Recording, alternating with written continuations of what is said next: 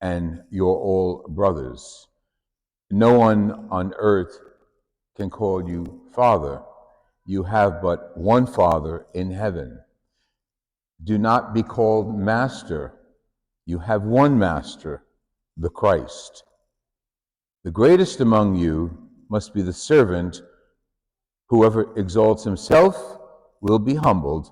Whoever humbles himself will be exalted.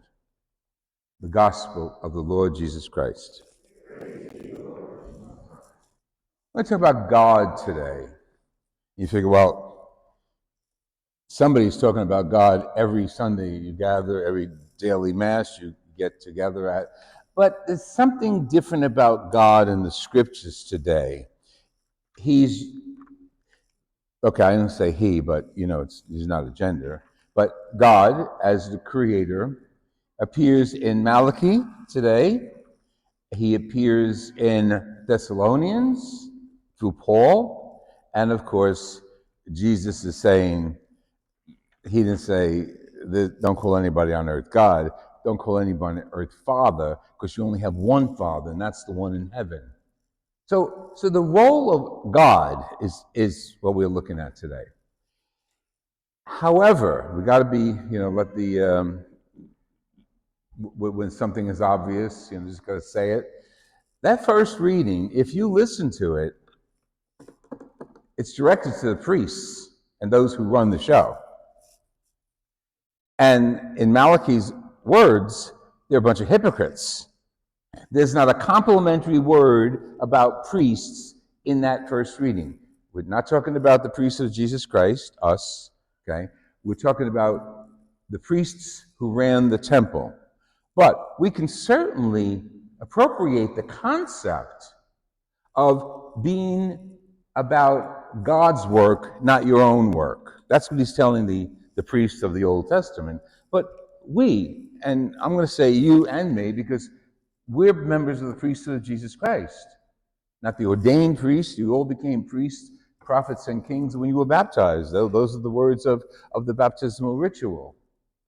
So some of us got ordained priests later on in life as individuals when we had chrism put in our hands and we made our promises to our bishop. But the priests he's talking about were basically on the take. And if there were verdicts that needed to be passed and they were the judges, a little bit on the side would have gotten you a good case. So that's what Malachi is talking about. He knows, in his words, they're violating the covenant of God. Now, you and I are still in that covenant, by the way. Paul refers to us today as, I think, be realistic. Just be realistic. And he's talking about himself, like I was when I came to you. I didn't live off you. I worked for a living. Sometimes people look at priests, Catholic priests, and say, "Oh, you're a priest. You don't work for a living, right? You're a priest." So, no, we don't work for a living. But the ministry is what he's talking about, was his work. His preaching the gospel was his work, but he also had a job. He was a tent maker, and he sweat under drudgery. But he did that so that he could preach. He did that drudgery work so he could carry on the message of God.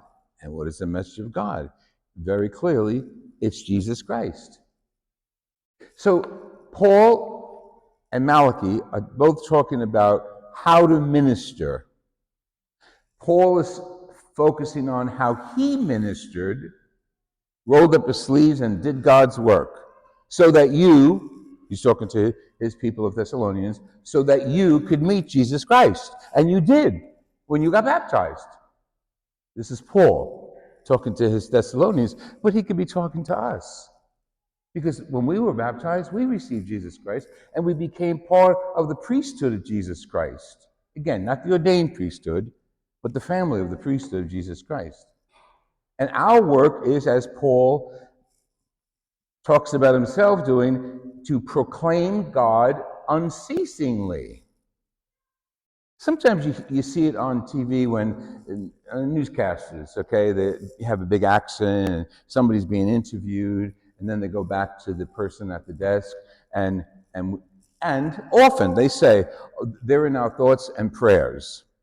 Okay, nobody makes a big deal about that. That's personal. You want to say that, but do you realize how significant that is? When you say those words, "You are in my thoughts and prayers," that tells you that I put your name before God. And if we say that to someone who is ill, we better roll up our sleeves and mean it, which means telling God, watch over this person. Keep this person in your prayers, in your blessings, whatever the prayer is. But we have the power to be the priests who offer sacrifice of our own sacrifice and our prayers to God. So when someone says, I'll keep you in my thoughts and prayers, mean it. Mean it. And don't just take it as beautiful words. And to conclude, we want to make sure that when we tell people we're praying for them, we don't get the credit. Jesus made that clear tonight. You know, the rabbis, they want to be hot stuff, they want to be reverenced, they take big seats of honor and all that good stuff. No. When you do something charitable, when you do something prayerful, you're not going to get credit for it. The blessings are between God, the person you prayed for, and you.